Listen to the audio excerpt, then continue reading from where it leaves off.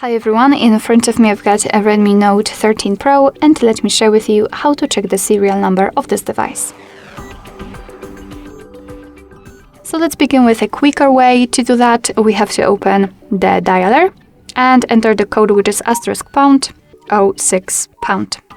And as you can see at the bottom of this list, at the bottom of this pop-out window actually, we've got the serial number of this device. So let's tap on OK, and let me show you another way through the settings. So let's tap on them, tap on the About phone, which should be at the very top of the list, tap on Detailed Info and Specs, scroll down and find the status, and here we have to tap on Model.